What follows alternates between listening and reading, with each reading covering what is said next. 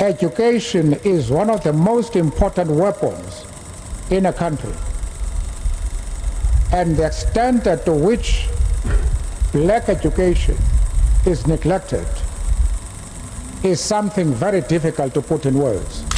Ako si Isidro T. Bromacom Jr. Mrs. Luningning P. Mendoza, graduated Bachelor of Secondary Education, year 2000. Medyo matagal na. I also took up Masters of Arts in Education, year 2016. And I already had my CAR, or Complete Academic Requirements, and Doctor of Educational Management in Polytechnic University of the Philippines, ongoing. And here I am teaching in Baho National High School, handling dressmaking classes, grade 10, grade 11, grade 12, and a little bit of values education for grade 10. Nagtapos ng Bachelor of Secondary Education sa CBSU Isipokot, major in English, then nag-masters ako sa Naga College Foundation sa Naga City, Master of Arts in Education, major in English.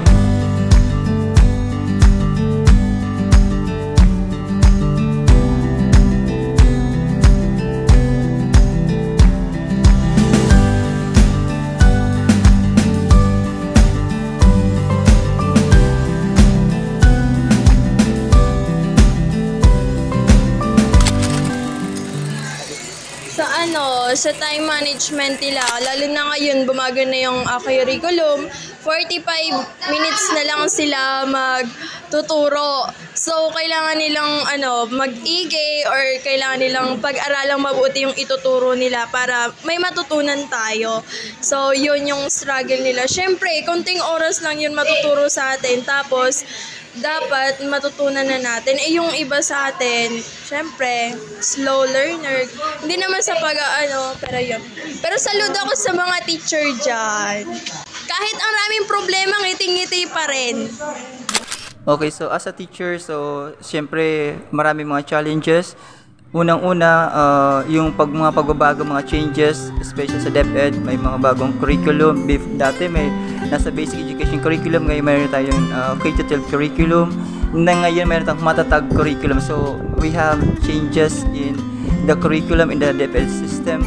Then, pero siyempre as teacher, dapat we need to adapt the changes. Dapat tayo ay marunong tayong maka-adapt ng mga pagbabago para makaturo tayo ng maayos para sa mga bata. And then, yung isa pa sa mga siguro na kinaharap namin, yung of course iba na yung generation ngayon sa generation before. So yung ngayon yung mga behavior ng students, syempre, but as a teacher, of course, we know how to handle it.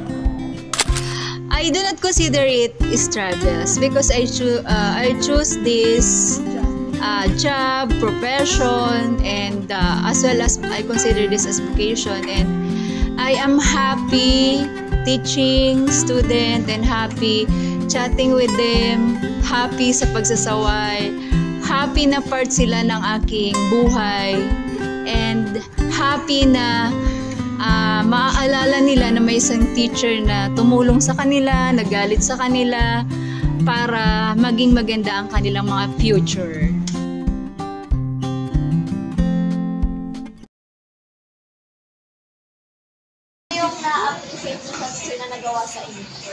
Yung syempre, yung mga advice nila. So, ayun, yung mga advice nila. Parang sa grades, ganon. Alam naman nila din. Advice natin para sa future. Yung mga advice nila for future. Na-appreciate ko talaga yung pag-encourage sa atin ng mga teacher. Napag-igihan yung pag-aaral natin. Kasi sa atin din naman yun, sa atin din naman yung pupunta. Sa atin din yung babalik. Alam ko napakahirap maging teacher dahil kung walang teacher, walang police, walang engineer, walang doktor. Yun ay wala dahil kung walang teacher. Kaya salut ako sa inyo. Ano po yung mga message nyo sa amin, mga students, o sa mga mag-aaral na magagamit namin sa future? Okay, my message for all the students here in abroad, here in abroad, just always have conscience, gaya na tinuturo ko sa values. Have the heart, para malaman nyo kung ano yung makakabuti para sa lahat. And have the brain, para alam nyo yung tamang gagawin. Siguro may share ko is that una, dapat meron tayong determinasyon. So determination para maabot natin ating mga pangarap. Then next, yung dapat maroon tayo mag-adapt the changes. Dapat tayo, may term na elastic o dynamic na para makaan tayo. Kumbaga tayo ay dapat adjust na kapag adjust sa ating environment. Then laging dapat na be humble. So dapat humble lang tayo para marating natin yung gusto natin sa buhay natin.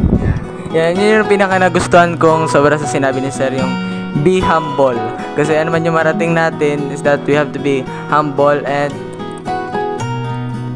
dapat trabaho ka lang. Halimbawa, mag-aral ka lang na mag-aral hanggang papansin mo, nandun ka na pala sa dulo. Tatapos ka na. pinaka-golden lesson na hindi nyo malilimutan? Huwag mag-cheat. Yes. Kasi, bago mo talaga makuha ang isang bagay, kailangan mo dapat paghirapan. Ganon. Hindi yung pinaghirapan ng iba, tapos kukopyahin mo lang. Sa amin, huwag magselos sa matalino. Kasi, same naman tayo ng IQ. Tamad lang talaga tayo. Oo. Yes. Kung kaya nila, of course, kaya na din natin. Kaya sa akin, be humble. For example, naging successful ka na. Dapat huwag kang magmataas kung ano lang narating mo. Dapat humble ka lang. Happy Teacher's Day, Ma'am and Sir. Happy Teacher's Day, Ma'am and Sir. Lahat ng maestra dito sa buong mundo, Happy Teacher's Day. Happy Teacher's Day, Ma'am and Sir.